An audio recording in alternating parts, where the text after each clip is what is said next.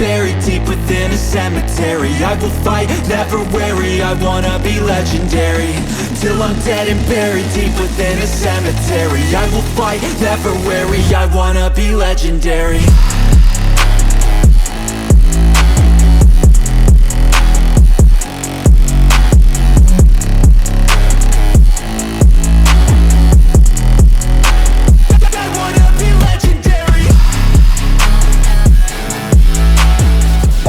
Everybody, and welcome to another episode of Blue Legends on the Jumper Punch. We have the great four-time premiership player. Yep. 79, 81, 82, and then you made it all the way to 87. The Dominator, Wayne Johnston. How are you, mate? Good, mate. Thank you, mate. Jono, thanks for being with us, mate. Good, thanks. So we got you here today because we only interview the legends. Yeah. And you're the first person we thought about. Thanks. And we thought we'd take you here to this lovely establishment in Northcote. Yes. North Seafood and Grill. Bar and Grill. Seafood Bar and Grill. Yeah, owned by the big wolf. Owned by Ange Christie. I didn't realise he'd taken this over, Ange. Yeah. Oh, it's great. Yeah.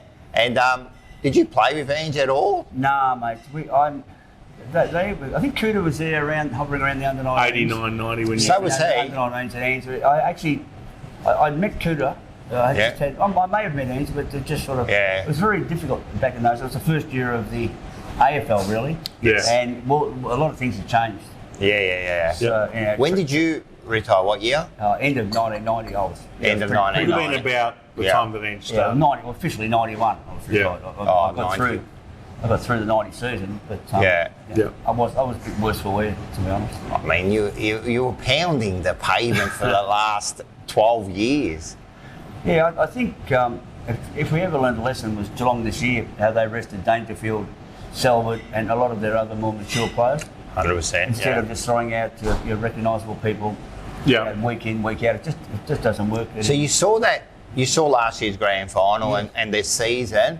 And you weren't there for 95, but wasn't that very similar to what Carlton did? They had an old, ageing list, and they kind of rested a few, and then they just come out. Well, we had a talent base there that we've probably never seen before for whatever reason. It was there. I reckon that matched the 81, 82 talent base. What do you reckon? Oh, it's hard. I mean, it's very hard to compare. Yeah, it is. I thought the 79 team was the perfect storm in terms of, for me as a young fella coming in, first year I was nearly 21. Yeah. And, you had Jezelenko, Jones, Mackay, Armstrong, Keogh, Southby, Austin. Then in between that, lower to that, you had Buckley, Sheldon, Arms, Francis, Young, McConville, McClure. Yes. And so I pop in the middle of that. To me, that was the perfect storm. It was. People approaching 100 games, some approaching 200 games, others heading towards 250 games. Yes. And then you had your juniors coming in. Well, I was the rookie, and Robert Klomp and I were the two rookies, but we're older ones. Yeah, you were about 21 when you came. I was 21, and I think Poppy might have been maybe a year older. What about Harmsy? He would have been like only a young fella. Jimmy and Harmsy were in their second, and Kenny were in their second years, I think. Yeah. Second or third years, third season, something like that. So I don't know how they did that at the age. I think they were juniors down there at the age of 16, I think. Yeah, Jimmy started early. Yeah. Well, they all started in the mid-70s, but you had a career in the VFA and in fact won the premiership, didn't you, with Paran? Yeah, look, I had a wonderful career at Paran. What year was that in?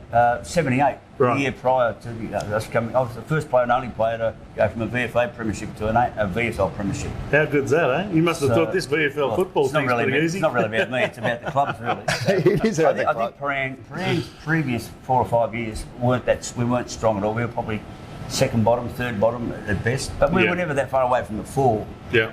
But then Mick Irwin came over to Paran from the VFL and VFA. Yes. He's at Port Melbourne, he'd been at Collingwood, he'd been at Richmond. That's right.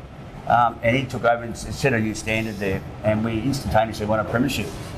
And I think I might have kicked about 80 goals that year or something like that. Did you? Yeah, well, I'd been to Carlton in 78. Yeah. Early 70, the pre-season of 78, and I just didn't stand up to it with Ian Stewart. Yes. And then I went down there as an under-19 kid, and you probably dodged a bullet not going there with Ian Stewart. Yeah, probably dodged something anyway. And obviously, even as an under-19, I wasn't really ready to go down.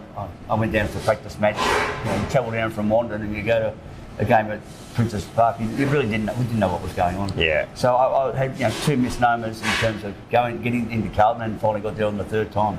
Yeah.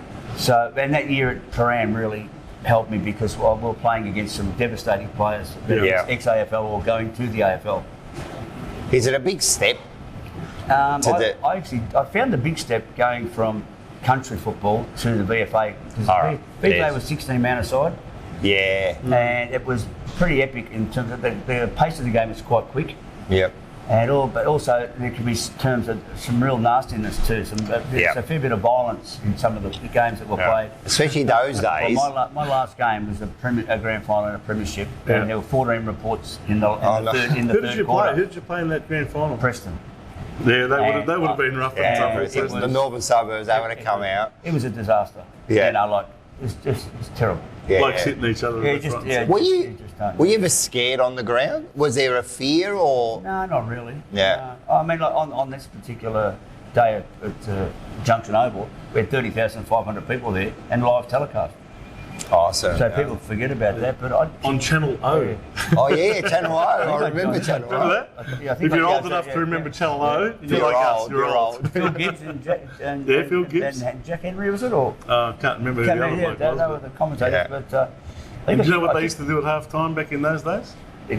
Kick the kick. They had the dandy dollar dash. That's right, they did too. I think that's where the AFL got the 100 metres. The real entertainment, not like now, mate. It's a real 100 metre sprints, 400 metres. I think we had 3 banners to run out in front of us. On the front bar, obviously, I got shown up for running through 3 banners, and I couldn't remember, and I looked at it and said, gee, that looks pretty...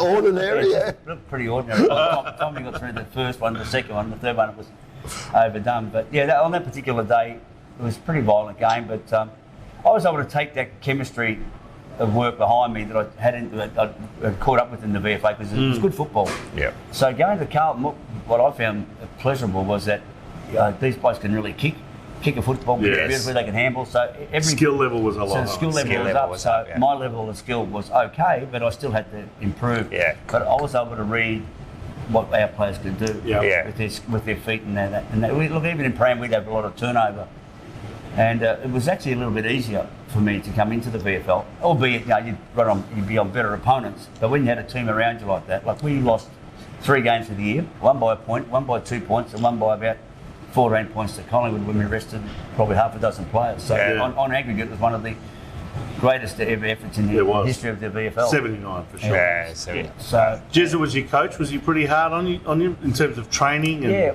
if you lost a game, did he punish the team? Wasn't him, I wouldn't have been here. Right. I had management from the VFA. Yes. Jack Craypot, the Jewish gentleman, and Ruben Benkel, who was on the board at Melbourne, I believe. They were trying to get you to Melbourne, weren't they? We were actually going to Melbourne, simply because I've been eliminated out of the process for Carlton each time I attempted to make it. And I wasn't ready either. I wasn't a really hard trainer back in those days. And I soon worked out after the 78 season at Pran that I wanted to stay in the VFA. I didn't want to leave, but then I got... so you really were happy just to stay in there? Oh, yeah, we got phone calls, and then Mick Irwin rang me up and sort of said, what do you want to do? He said, you've got a chance to go to Melbourne, but you are zoned to Carlton. So what happened was we went down to Carlton. Jack Craypot and that met with Carlton, and just like I said, well, don't talk to me. I'm not clearing anybody till I see them play. Yep. Yeah. So they put me down for a practice match in the pre-season of '79, and I was actually... It would have been somewhere in the country? No, it was actually, we played on number 1 oval this day. Oh, really? Number 1 oval, and they... at Princess Park? At Princess Park, and I was actually in the under-19 game. Little did they know that I was you were actually 21. nearly 21. so I thought I was in a fair bit of trouble. And what happened was Dennis Collins, who was playing at Footscray, I believe, he hadn't signed the Form 4 or hadn't been signed properly, so he couldn't play in the match.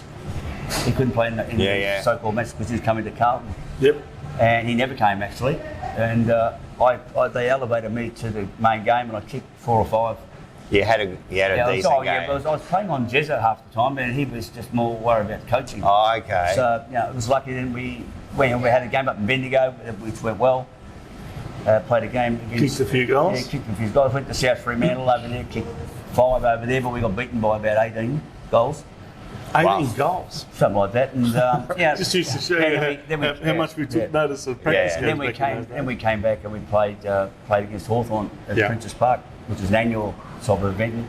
I went okay there and I made it. And that's how you made it? Well, I made it round 1. And this really is what's annoying is the annals of history in the VFL say I played my first game in round 3. And I actually played it in round 1. The VFL took the Essendon and Carlton game out of round 3 and opened the season with it. Yes. That's right. And I played my first game on Neil Danaher, who was playing his first game. Oh, really? It's like Carlton and Richmond this week. We have to start. Yeah, that's right. It's a round 3 game, but they make it the season opener. So every time now, Just make it a round 1 game. Exactly. You get up to the the annals of football, and it says round 3. So what did you do your first 2 games? Were you in the reserves? No. No. We just got some fans waving at Vince. Yes, they saw Vince. Yes. We're here at North and they're all coming from everywhere. Yeah, that's it. Right, See the Octopods, they might know me. Yeah, they probably do. Yeah. Just a quick question. What was the difference in pay? I don't want to know exact figures, but between VFA, was there a big... Would that be a reason for you to go over? Not really. Look, I was working in those days.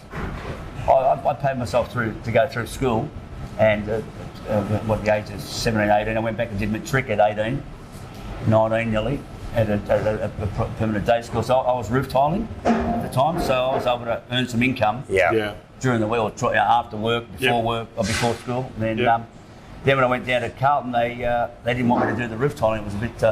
oh, really? A bit dangerous. So, I think so. So I had to find Roof a job. tiler. But the thing is that per annum, I think we were on about $40 a game. There's a lot of players that end up finding... And what about when you come to... $8,000 was my first contract. $8,000? The interesting thing was... it's a nice thing. Ralphie Rosenfield. Yes, I know Ralphie Rosenfield. He sold me a Subaru for, what was it? Oh, no, $6,500. And I didn't realise it was about $2,000 in debt to the tax department because I didn't know what the tax department was until I got down. And the funny thing was, Malcolm Fraser, though, the number 1 ticket holder of the Carlton Club, he decided to lodge a second tax, a tax on your second job. All right, so you start this season, the 79, which was a big season for the Blues, and I think you only lost 2 or 3 games for the year because you got flogged that year. Our training sessions was pretty brutal. It depends which order they were. You get to the hockey fields over at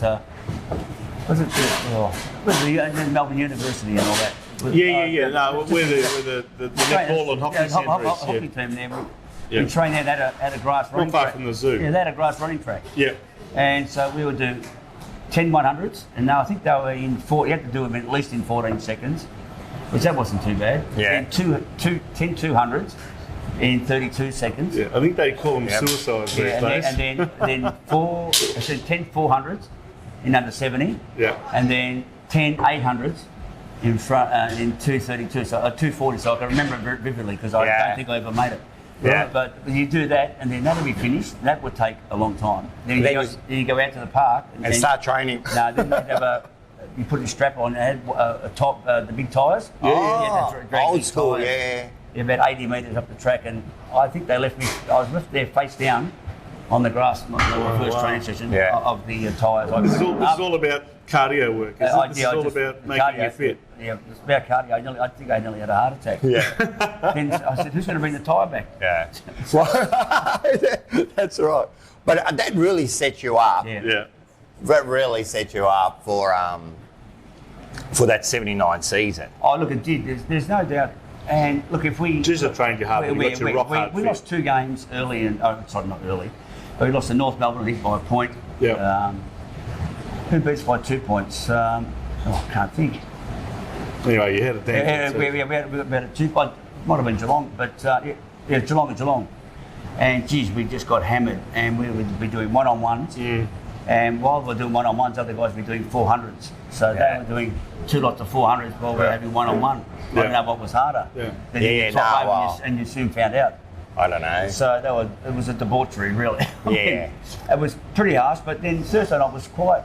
And honestly... What'd you do on a Thursday night?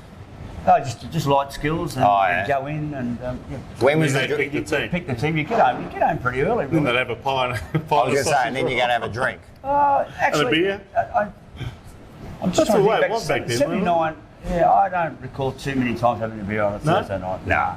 I mean, I used to have a drink. I used to have a couple of what do you call it? Scotch and Coke or Scotch and Dry at home for dinner on a Friday night. I used to have one. Oh, yeah. One or two. So, but that was how I was brought up. But that wasn't bad. I never. I've turned up twice in my career to a game hungover. That was once at Paran and once at a practice match at Carlton. Oh, And how'd you play? Oh, not good. It doesn't work. No? It doesn't work. Doesn't work, yeah. You can say it doesn't matter, but it does. And you've got to actually experience it to understand. Yeah, no. And one of the things we ask everyone who's played in a premiership is, at your very first grand final, what did it feel like running out onto the ground? Do you remember 100,000 1979, people. 100,000 fans? You're up against It was pretty wet that Collingwood. Yeah, It was interesting. rival. I got there early. I'd watched because I was living in Glen Iris. Yep. I was living in the same house as where I was when we won the '78 flag at Paran. Oh, so yeah. I thought I'd do the same thing. So I went in and watched it because they're under 19s played. Yep. And in actual fact, there's only one other person that has replicated the 79, 81, 82, 87. Right. It's David Glasgow. David but Glasgow. He won Yes, it, but he won Glasgow. it in the under 19s. Correct. Ah, yes, Yeah. he's right too. Actually, he's won. Hasn't he won every single? Yes. Every single, like the under 19s 19 reserves. night fight, everything. Night final, the whole lot. So interesting. Oh, Yeah. but I captained the night final. Oh, you captain the night final. 83. 83. Yeah. Oh, in 83. Yeah. So that wasn't a big celebration at all. No. Nah, not after you won 79, 81, 82. And it was.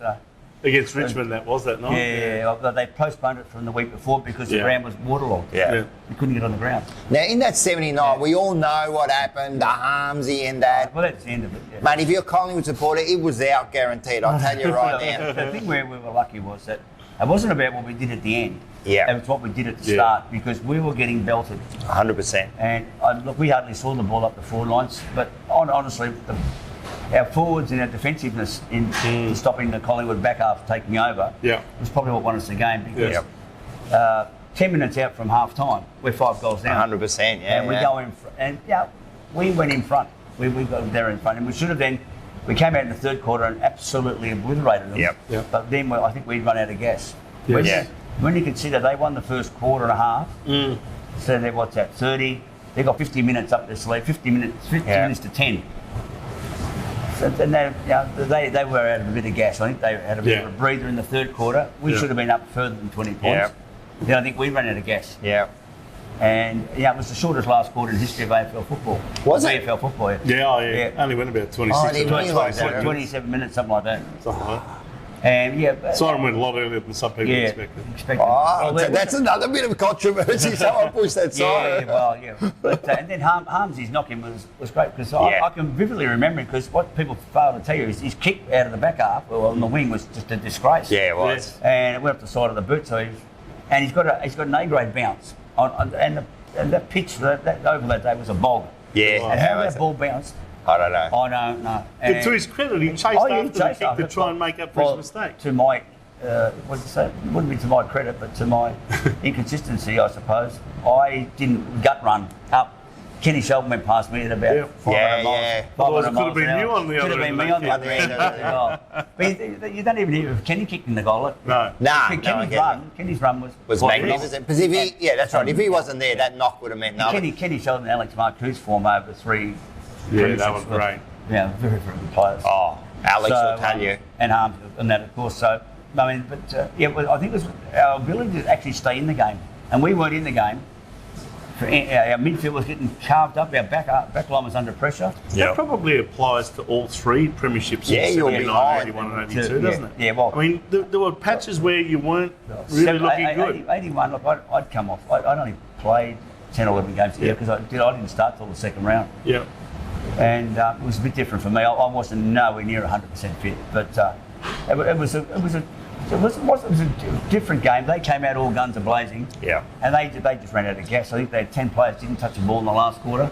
Yeah. And one player had more than, I think it might have been Tony Shaw, had more than 5 touches. Oh, yeah. They were just they were out of gas. I mean, Wayne Harms said, like, when I spoke to him, he said, even though you only won by 5, he never felt you were going to lose that game.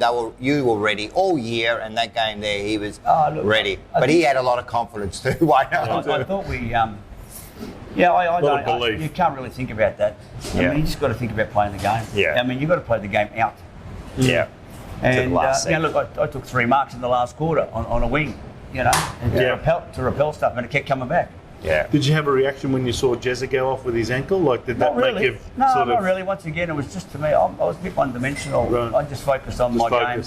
And, you know, I would study at the start of each year the players who I thought would tag me. I thought I was good enough to be tagged. So. Yeah. And I just study hard on that. And when you get to the crutch, you can't really be thinking about that. You just got to try and see if your opponent's really hanging in with you. And if he's not, take him on. Yeah. And if he is hanging on, take him away from the contest then. Yeah. Do the selfless thing. Well, it was a memorable victory. How did you celebrate that one compared to the year before when you won with Paran? Did you do anything different? Well, Paran was great. I mean, the celebration was good, but we were like that in the VFA because we played Sunday. Yeah. Yeah. He had to work Monday. Yeah. Yeah. Not that I went to work, but I was a bit under pressure because my boss at the time, he was a Vietnam veteran. Oh, and really? He used to come round to my house at Wandering, wake me up, or Lilydale, wake me up. Yeah. Oh no, just come in at 5:30 and grab me out of bed because, you know, playing the VFA, I had to get the train. I had to get the train from Lilydale to Richmond to Toorak, then walk to Toorak Park, then to go home for training. Same thing. Wow. I was only 17 when I started there. Yeah. But that was a great flag, 78. And but 79, it's funny, it was surreal to win one in your first year. I mean, like for the older players, it was probably it was so much because a lot of them had gone through a bit of hell with Richmond in the old days and whatever. For me, it was just pure enjoyment. Yeah. And Mark McClure grabbed me about a week after the celebration. About a week. Said, "Do you want to come up? We go for a drive up to the Gold Coast." So we drove to Sydney first to see Mark's parents. Then we left about a couple of beers to the Coogee Bay Hotel, which was not the Coogee Bay Hotel that you know now. Yeah. Then we went up to the Gold Coast, and then while we were up there, we heard about the annual of the new the change. presidency. The big change. we had Change of president. We had no idea about all of that. Right. And that's what still confuses me today. I still don't know what really happened. I couldn't tell you.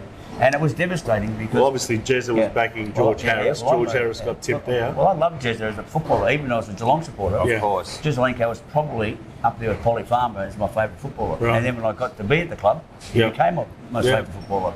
And he was like, Jezza at the time, he was the god of football at the time, you know, like he loved He's the him. last player coach, isn't he? I think. Yeah, and he was The the last last player. captain coach. Captain coach, yeah. So, and he did a wonderful job. And I think half the reason why we won that game and we were able to win those games was we respected each other. Yes. But also, when you've got somebody who's kicked nearly 1,000 goals in AFL football or VFL football, yeah, you've got to respect him. And he was different, but you know what? He got a premiership and a well-deserved one. 100%. By all. When he left and went over to St Kilda, what was said? Like, what's the feeling between the players? Like, what happened? It wasn't much. Well, I was with Mark, and Mark was much more senior player than I was. I was a bit shattered Yeah. because Jez wasn't going to be there. Excuse me. But then, then they went through the process of getting a coach, and they couldn't get one. Yes. And they Percy and Perce got thrown in, and unfortunately, I mean, Jezza got thrown in the '78, I believe. Yes, and he had a bit of a learning curve at least. Yep. And he was hard. Yeah. Because he learnt. He was getting towards the end of his career. Yeah, he could drink with the best of them too. Yeah, of course. But he knew that couldn't be. The same year. But Perce got really thrown in right at the deep end. Very much so. Yeah, very much so. Yeah, and even Sellers and I to that in Cell team, we still don't know what really went on. No. Well, no one was ever privy to it. I never got told by Jezza. Never got told by George. Right now, all I see was a black hole in the club's history. Yeah. Which says we couldn't have won that way. And Perce, due to it, we had a good year still. I played every game. I should have missed the first 4. I should have had my knee played wrong. Yeah. But Perce's inexperience, and not so much inexperience, but he just wanted to play his best players. Yeah. Yeah, all the 100%. time. And in the end, we ran out of players. You did. And I at bet the you end, Percy Jones, when he was holding up the Premiership Cup in '79 with Jezza, didn't realise he was going to be coaching the side the year And after. Percy's a great player. He's a great. he's a four-time premiership player. Everyone like He's a great player. He's a great bloke, but once again, you can't be. It'd be like throwing me in as a general manager of. Yeah, that's it. Yeah, But you know what? he wasn't really coaching material. You know what? After he was there for a year, I don't think he wanted to leave at the end. Like, I don't think when they got Parkins in. Well, the reason why I went to these, that's where we got interrupted. That's all right. The reason why I went to the '79 grand final early was because I wanted to know who was coming into the side. Yeah. Because Ashman was red hot. Yes, absolutely. And Perth was stone cold because of his ankle. Yeah. And I thought for sure they'd go with Ashman. And I voted there early. Jezza was there quite early. We used to get there for the reserve final. And I said, who's in? And I didn't get any answers then. Oh. And then who was on the match committee then? Lossie, Hawley. He got nothing. We didn't find out until we got in the rooms. And he picked Perce, and Perce literally couldn't walk. Yeah. Had to shoot up his ankle. I think he had one mark, one kick, one goal, and it was a very helpful goal. So the goal that put us 20 points in front, I think, in the third quarter. Oh, so with that, I didn't realise that they were reached that. Well, Ashman was he did a hamstring in the second semi, I think. Yeah. And They didn't take any chances with him. no, didn't take any chances, but he was right to play. Yeah. And I just go, he's one of our Hall of Fame players. Yeah. And he's a pretty sensational player. And on that patch of dirt that day, Should have won a brown one. he would have been great. Yeah, well, he should have too. Should have on the runway. He had a couple of good years there. Like really. I mean, the brown line, that's right. And he didn't even win the club's best and fairest. Yeah. So what I saw there was a distinct. Oh no, I didn't, because they actually put him for clearance that year. Yes, North that's right. Melbourne. He was going to go. And the club weren't happy about that. Yeah. And then all these things happen. I was just reading between the lines. I thought, jobs for the boys or games for the boys, and okay, you want to make somebody else pay the price for something, and it's really over with now. People don't hold those grudges now. I don't think anymore. You can't. No. It's not. Ash was trying to get some more money, and he got more money at Carlton. Yeah. Or whatever he did get. Well, after the year that you said we just literally couldn't win because of all the division that had happened in 1980, Parkin comes along. He must have been a really galvanising force that got you guys back together again as a unit. Yeah, well, he's different. He's definitely different. And the infrastructure was there. Yeah. In terms of the play base. Yeah, of course. I think then that resurrect their match committee and how they're going to challenge things. Ian Rice. Yep. Yes, Ian Rice. President. Yeah, he was actually brilliant. Ian Rice. We had, the Prime Minister was our number one ticket holder. Yes. Yeah. I mean, things were pretty good. And then Parko, we've got Pizzusto and Hunter. Now, Yes. in your wildest dreams, no one would have ever envisaged that they could implement such an impact to our club on round one. I remember going to the first game because I missed the 81, the first 10 games of 81 because of that knee. Yes. And at Waverley, Hunter and Pizzusto, I think Hunter had 19 marks or something. Yeah. And Pizzusto had so many tackles, and they were probably our two best players. Yeah. In the game, I know. And it was a destruction of them. And that was against the reigning premiers, round one. Yeah. And it was destruction. Yeah. So you go, phew, that's a tick. It's not, You must have felt good. It's not that we've got great recruits. It's a tick to them because we didn't know how great they were both going to be. Well, Pizzusto knew how great he was going to be. He lived with me for a while. He had mark of the year and goal of the year before I didn't play the game. Yeah, that's right. Yeah. Well, what a year! And then you do that 81. All of a sudden, you had a great side from 79. There wasn't that much changes. Then all of a sudden, like you said, you get Pizzusto and Hunter into that side.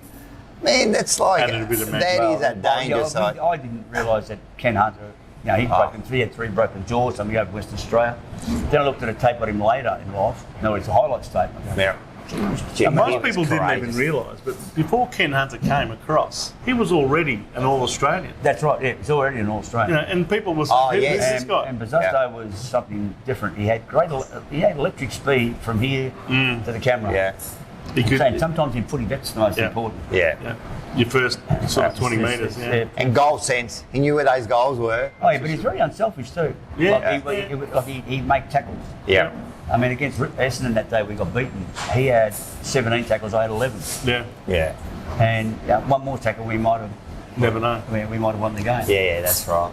It was great going back to back, wasn't it? They were two fantastic premierships. They were. Well, the 82 and one you celebrated very nicely by going up to Canberra, I believe. Oh, yeah. According to a guy called Alex Marcoux. Yeah. They had a good time. It was quite an entertaining night. What was your memories of it? I can't even remember. Fabulous. Everyone else does for some reason. Yeah, look, it's funny, Darcy, Yeah. my son, he was playing, he must have been on YouTube, was with Darcy. He showed me his, up with Tammy and Malcolm up at the lodge.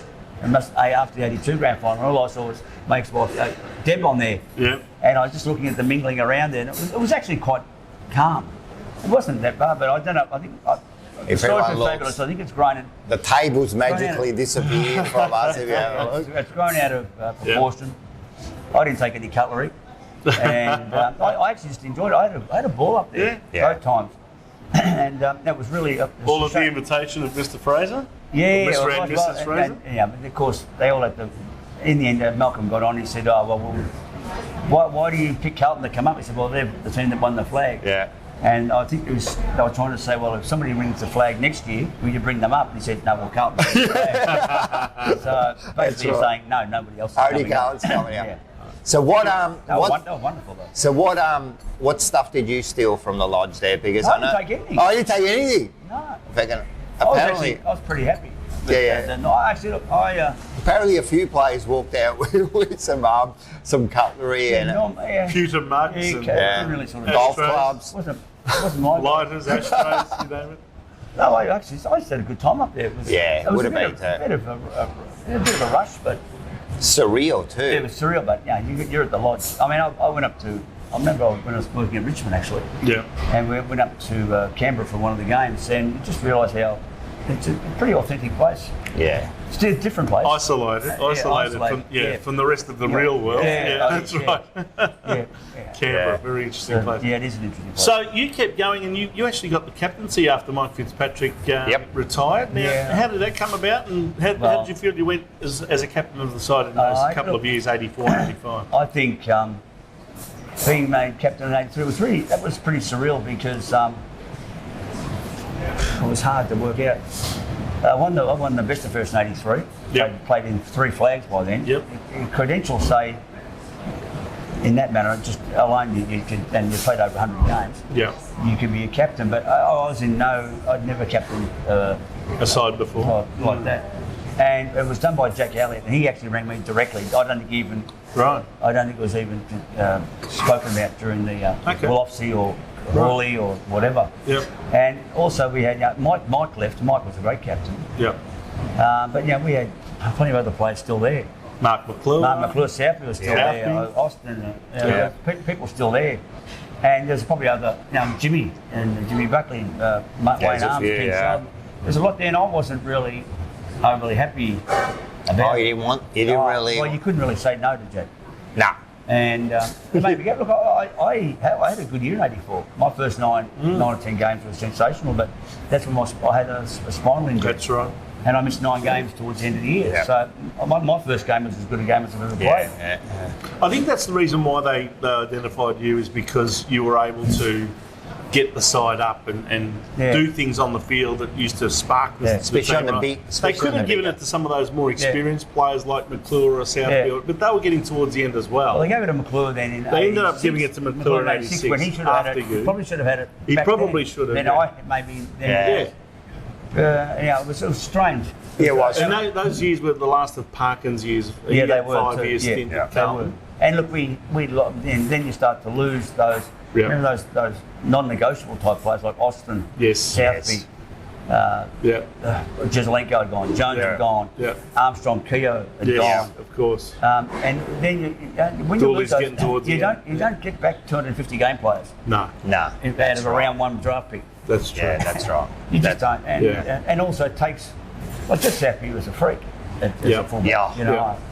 Zasto also Arguably. had left at the end of 83. Zasto had left here. Kenny Under was starting to get injuries. Yeah, we had a lot of gaps. Yeah. We had a lot of gaps. And So we still made finals, but we we made went those out for the first week every time. Yeah. It wasn't. The 3 years in a row there. Yeah, 83, we 84, lacked the 85. ruckman. I think we had young Honeybun there for a while, doing our rucking. Yeah, when Madden turned up, when did he turn up? 85? Madden turned up in 83. 83, yeah. That's right. I think it was Reece Jones that came in 85. He was reserves at one stage. That's right, he was. Yeah. And then he went on in that one final series. He had 51 marks in 3 games. But clearly it was the injection at the end of 85 and when they replaced Parkin with Walls and they brought Kernahan, Bradley, Motley, etc., Bernie Evans, John Dorotich. Dennis. And then in 87, Dennis and Mark Nailey. That was the injection of new blood that really... Nailey and Dennis were very, very good. Yeah. I mean, they were deadly. For the time they were there. Brilliant players. Yeah. Kernahan, Bradley, what do you say? Yeah. Didn't they make... Motley was going to be... Motley was going to be anything. Well, before his accident, he'd had 20 touches on the half-back flank at half-time. Yeah. Against Collingwood at the MCG. It's sad that, isn't it? And you saw him play to hear how good, and we saw glimpses of it. He was getting there. But in 86, yes, and when Kernan became captain 87. The second year. The second year. And he's only I know he's 20 odd years old. Had 1 year as captain. Yeah, that's right. Yeah. We made the grand final, but we lost. I remember Wolsey's. We had an aftermath of the grand final. Of the 86? Of the 86. Wouldn't have been pleasant. And so we go to see Wolsey. He goes to Sellers. Are you going to play next year? He says, if you do, I'll support you 100%. Got the sack. Within a couple of days, he was there. Got the sack in about 2 minutes. And, I think he was assistant coaching at Brisbane Bears with Peter Knights. Yeah. So it's always been happening. I've got your back and you're gone. As soon as you've got the full support of the board. I don't know what that was. Yeah. So, yeah. But you get Sticks in, and he's only, I know he's 21, he's an older, recruit. I think people are sort of. Sticks was already. Yeah, he was, wasn't he? People, it's like a job. Yeah. It's not really actually bad playing football. Yeah. Sticks was 23. 23. When he became captain. Yeah. And turned 24 just before we won the premiership. Yeah. And was a leader as soon as he got there. He was a leader. Yeah. I look at the club. Once again, he and Bradley have walked in. They were part of the perfect storm as well. They were. Yes. Because, Bradley played 99 games over there. Yes. People forget that. He played 99 before he came over. Nailey won a McGarry. Correct. Yeah. And really ripped it into Victoria every time we played for South Australia. It's a gun. It's a gun. And we get that, then you get Motley. You go, that's pretty remarkable. Kernan goes on to be one of the longest serving captains ever. That's right. Bradley goes on to be the game's record holder for Carlton. And multiple best and first winner. Yeah. Paul Meldrum had a great year that year, didn't he? Yeah, well. Until the accident. Yeah. Until the accident, he was leading the Brownlow, I reckon. He was another one that was I think that, once again, the replacement of those older players, they were actually able to be replaced. In fairness to Wolsey, a lot of people have a go at him because he was pretty harsh, but he recognised clearly that the side had to be turned over. Yeah, and as much as he probably treated some of the older guys harshly, like Malin, off you go. All of those players off to St Kilda, like Marku and Sheldon and Paul Camillus and Warren Jones, etc. Another question. He just recognised that we needed to rejuvenate the team. It's quite hideous to see what happened. Yeah. And then they all go to St Kilda. I think it was yourself, Kenny Hunter and David Glasgow were the only ones that really sort of survived. Pretty much. It was them three. Because not even some of the guys like Jimmy Buckley and Ron Ashman, they played reserves. They were my best years. Yeah, they were. You won the best and fairest in 86, the first year that Bradley came in. You tied, didn't you? Yeah. So you played in sort of a couple of different eras, didn't you? 79, 81, 82, that was a 4-year era, you'd call it that. It was. And then 86, 87, 88 was another very successful. The good thing to see at the function last Sunday, life members, to see Mackenzie, Robinson, Kennedy, Aiken. Yes, 87 boys. 87 boys. Now, they fulfilled their role to a T. Yes. They were all no names, but they all played their part, didn't they? No, they all played their part. You have to, man. It's good that I can, at least I can quote that. A lot of people just forget about it. They were very, very important. Robbo had a great final. Mick Kennedy always would shut someone down. Yes. Mackenzie would just play his role as well. And that was the 87. Aiken was Rookie of the Year. He was great up until then. A month after we won the premiership, he got King in London. He gets King hit. I don't think he was ever the same again, was he? No, he was never the same. In 87, it was about people getting shut down. You know, Reece Jones shut down. As you said, Robertson. Yeah, they all shut down players and you know, helped the team win that. Now that 87 right grand final. Now this is at the getting close to the end of your career. You know what I mean? How did that felt? Guess who kicked the first goal of the game? Yes, I know. First two. Yeah, was it the first two? It was two. Yeah, The first kick of the game. yeah. Right. You know what the first kick of the game? That was because they had too many in the square. Yeah, I caught them out with two. You pointed it out to the umpire. You said, look, they got 5 in the square. We planned it because I was to start back on, like I was as a half forward, and I knew who was coming out of the middle for us. How did you convince the umpire to give the ball to you? Because normally they give it to the ruckman, don't they? What happened was Ian Robinson, the umpire, at the time, it's his 4th grand final. Yes. And he'd never put the ball in the air to bounce the ball further. And so anyway... So you'd done it email that too? I said, they got 5 in the middle, 5 in the middle. He said, Jono, piss off. He says, it's not my call, it's Rowan Sawyer's.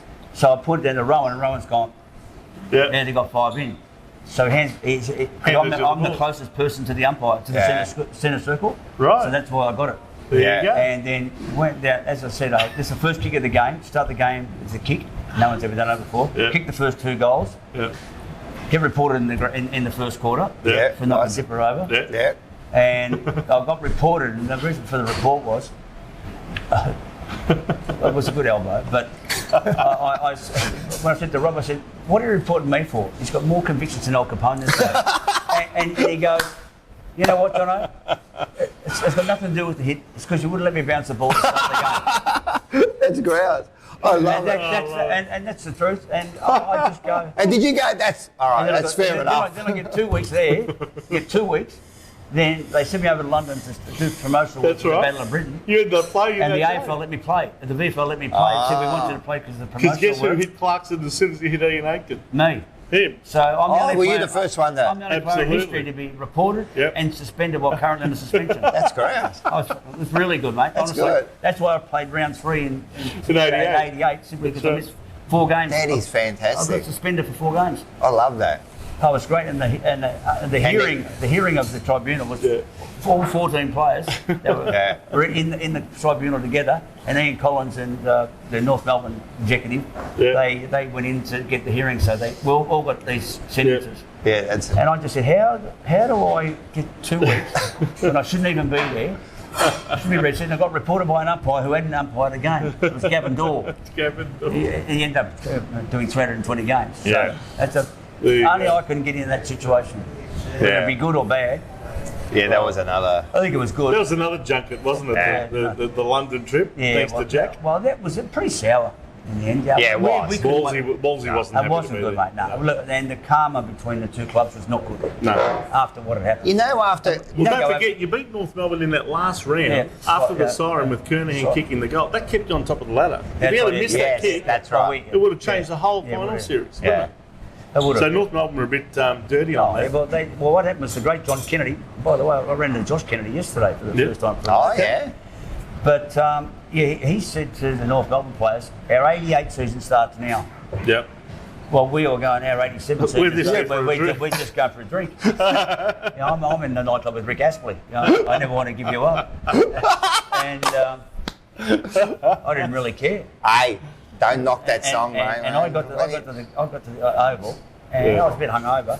But because it was freezing cold. Half the team was hungover on that. Because we were cold though, it was okay. The heat can't handle it. And then Johnny Law, a school teacher from North Melbourne, halfback, who was the Hall of Famer of their club. Yes. He's doing the elbow. I said, Johnny, honestly, you do that one more time, I'm going to because I've had enough. Yeah. I've had enough, and I said, I don't need this rubbish. And sure, then the game started off quite violent, but it was more North Melbourne's aggression. Yeah, it was. Than us. And then all of a sudden, with the punch up with Reece and McDonald. Yeah, it got nasty. Clarkson the king at Aiken. Look, I love Alistair. He's a good bloke. Yeah. But that's a black day. But just a question, after he hit Clarkson, did the hit right, how did you find him? Because he was hiding behind the goalpost for the rest of the game. He hadn't reached the goal yet. I got him before then. We're talking 5 seconds after he hit Aiken. I loved it, yeah. And then, because the reason I went in the rooms, I said to Wolsey, I'm not playing. It's a minute, my groin's crook. Yeah. Yeah. Because I'd realised what had happened. Yeah. I've been reported while under suspension. Yeah, And I just It's like driving a car while you've lost your license. lost the license, yeah. But this one was unknown. So it was uncharted territory, and then Anyway. yeah. Well, the funny thing about the tribunal. All right, let's go. Can I go to another important? We're going to go back a little bit. Everyone's talked about this. Oh, okay. The 82, someone runs out on the ground. Richmond got Helen now D'Amico. 19 plays instead of, because I think that she was a ploy by Richmond. Yeah. Where were you? And Did you get Like- her phone number? and you weren't too happy when she come running out, did you? Well, what happened was that. We had some momentum. This is, by the way, I kicked the first goal in that grand final, and it caused the second one. Yeah, Involved you did the third too. one. that's right. That's right. But you were then, too. no, the funny thing was that, it was just after half time, I think. Yeah, we kicked a few goals. Yeah, in we had the some third momentum quarter, going. and then all of a sudden I saw Bruce run into the centre square, and I said, "What the fuck are you doing?" Because I've never seen him. Then I saw why. And I see this woman, I think it was a woman, behind him with a scarf on, and I've just gone, geez, and then Wayne Jones started getting all excited. He was in the ruck. Fitzpatrick gone to centre half forward because he's on fire. And I've just grabbed her by the scarf, and the joke goes, she wasn't a natural blonde, but that was clearly, clearly obvious. And I just sort of The curtains didn't match the carpet. Nah, and I just threw her off the ground, and little did I know that she was 17. Oh, well, she said, I didn't know that. So they told me- right? so they told me. Yeah. And Lucky you didn't get her phone number. She was. I think she was thrown in the deep end, to say the least. Yeah, by she family was. and friends. Someone's put her up. to it. I've heard the story from through I've got mates of mine, Richmond, Dale Waitman and Jim Jess. Do you reckon the whole incident put them off? Oh, mate, really? Or Does did anybody- it not affect I anybody? can tell you, but, apart from, for me, Like from being a involved in it, concentration point of view. I never even thought about it after the game. Yeah. No, nobody. Yeah. I mean, did anybody worry? I mean, Jim just knocking Kenny Hunter out. No. They You know, didn't. that I'll was, tell you that one was thing. far worse. for Yeah, us. of course. I'll tell you one thing, I was 12 at the time, and that was the most exciting thing I'd seen for 12 years. So for me, that was the highlight. And I was 12, so I can say Well, that. I was 14 and it was my first ever grand final of actually being there with my dad. It was a strange incident because And it was raining and I didn't care. It had never happened before, and No. it hasn't happened since. None on the grand And final, so no. you go, well, Yeah. it was just, and look, she was seconded into doing it, Yeah.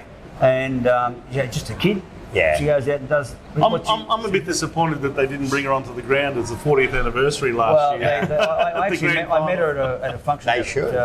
Peter McConville that were running Yes. at near Marble Stadium there, Yeah. one of the Docklands places, and Yeah. she was sitting on a table next to me. She just must be 8 or 9 years ago, and she changed a lot. But Yeah. we got up and she told her story, and Yeah. it wasn't much different than ours. No. I don't think she didn't want to know, didn't want to say really what happened. It'll go down in folklore as a Yeah. famous moment in I grand know. final It history. cost me the ad for Toyota. Oh, right. Hey, what a feeling. Yeah. Yeah, they gave, because it was Bruce and I we're going to do the act Yeah, together, yeah. All right. and then they thought all the brutality to women Oh, yeah. come into it, Yeah. and they said, Jono, we've got to leave you out. Only cost 30 grand. I was, Oh, no. back then. Is that what they paid Jezza and Harmsy for those sorts of commercials? something like that. Yeah. But I was actually quite happy. It wasn't. Yeah, that's it. Yeah. Well, mate, look, obviously, 88, we Yeah. got to the finals, but things started to fall apart after that, didn't they? And halfway through 89, Yeah. Wolsey got the sack, and then Jezza came back, and you were Yeah. getting towards the end, weren't you? Well, So- 88 was probably my best season by far. it was a great And season. I got in a car accident, ran into a pole in Doncaster Road, Yeah. my own fault, and I missed 7 or 8 games. Got shot up for the finals. I played my best finals game ever there against Collingwood in Yes. second semi. The qualifying final was. Qualifying final. Oh, yeah, I remember that. Yeah. That was my best game ever. Yeah.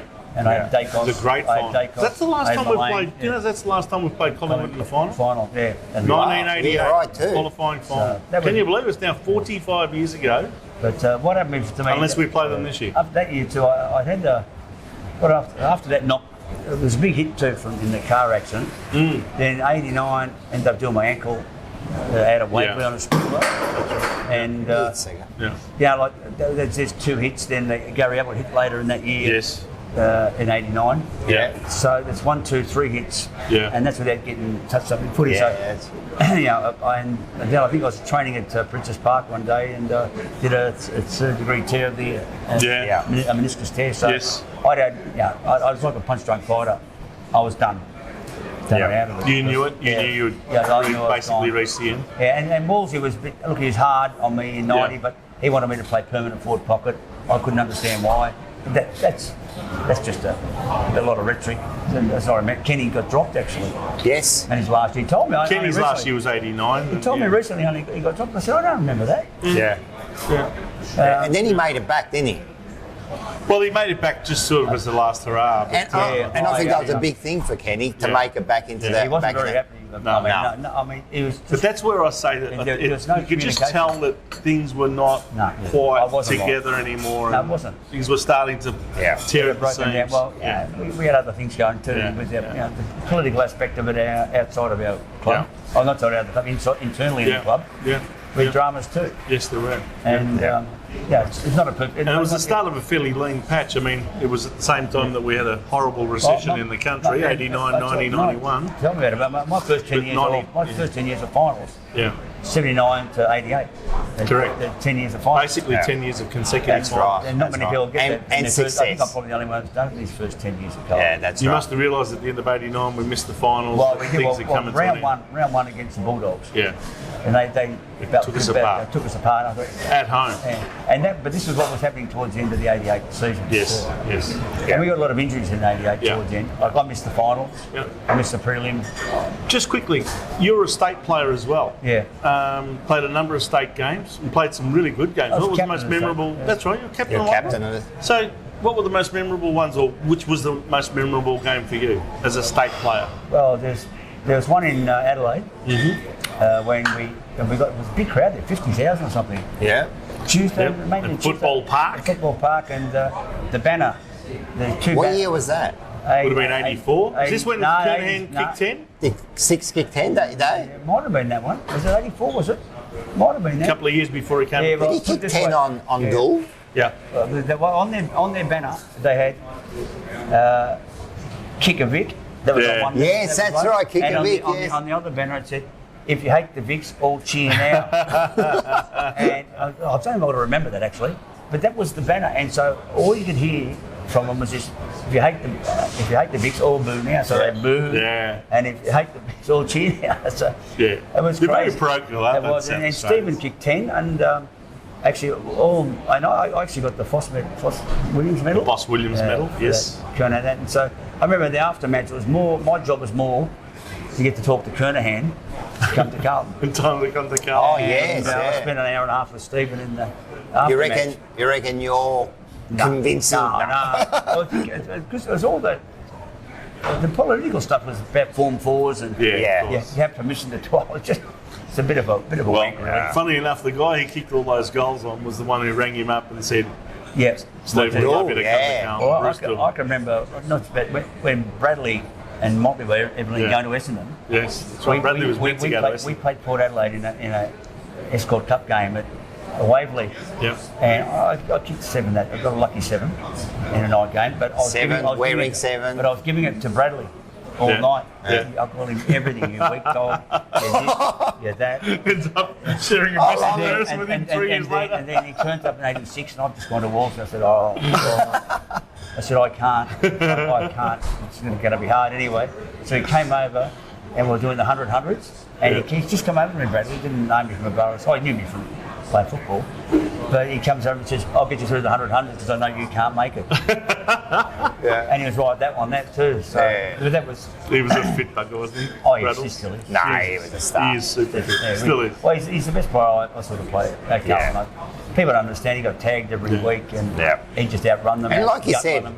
he played like 700 games. No, he played like... 375. Yeah, but he played But 99. 98 games for Port Adelaide. 99. 99. 98. No. Plus all of the other state games and the night games. He's played over 500 Yeah, games. that's Oh, amazing. It's amazing. it's Unbelievable. historical. Like. Anyway, Before we finish up, we have to ask you, how do you see the team oh yeah. now? And Interesting, I've been can you asked see, today. for someone who's Well, played in 4 premierships, do you see that we've got all the ingredients for a premiership team? What I used to look at Carlton was our structure. Yeah. And I look back now, like you go to defence, an uninhibited McGovern, Wiedering would be just colossal, and young Lewis Young. I think that it gives us to handle medium talls forwards. Obviously, you got Sardi, you got Doc, got a couple of others that we can fill in the back half. So that looks pretty good.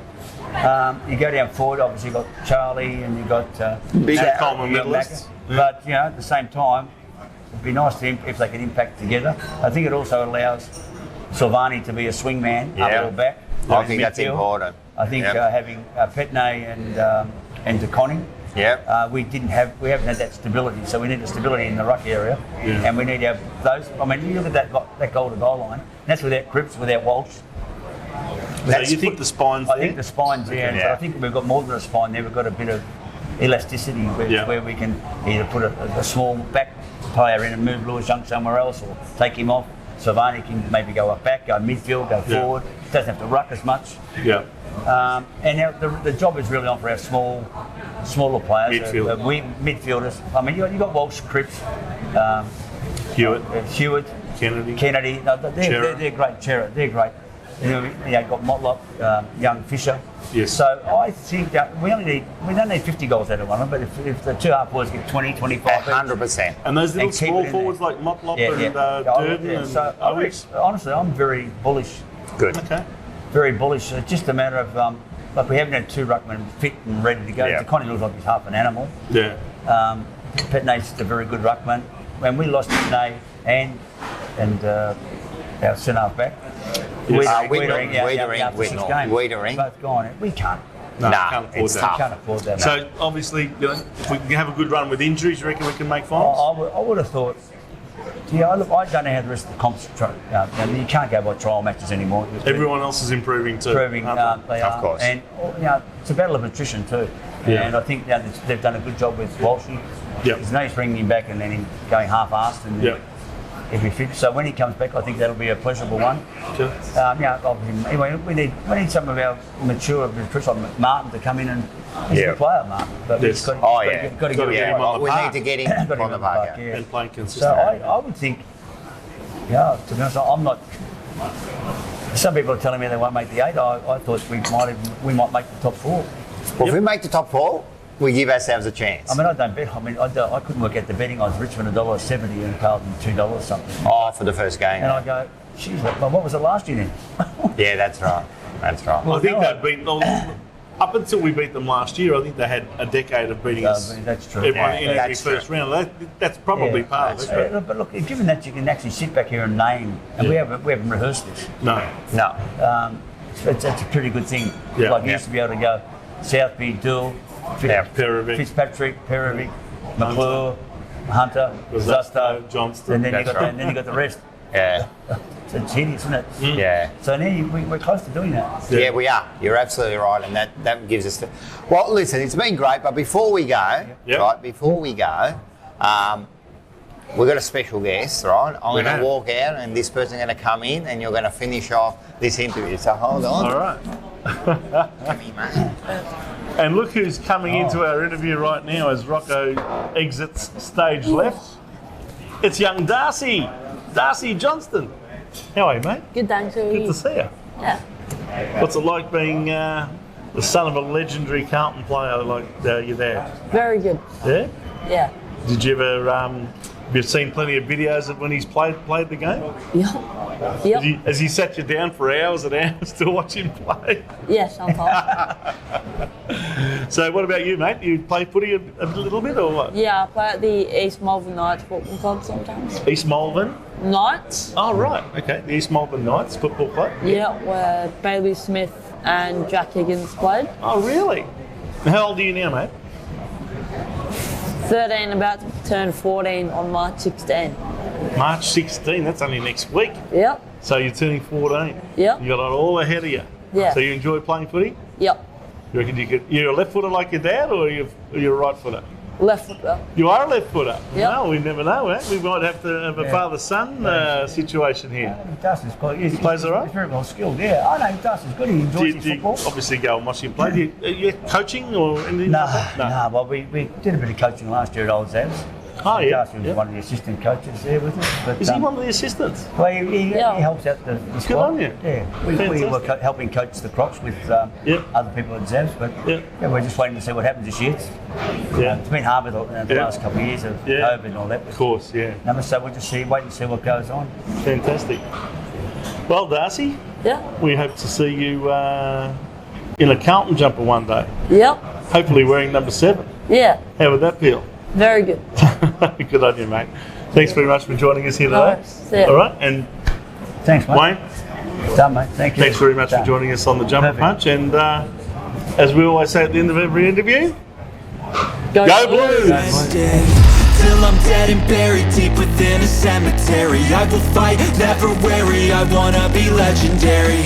Till I'm dead and buried deep within a cemetery. I will fight, never wary, I wanna be legendary.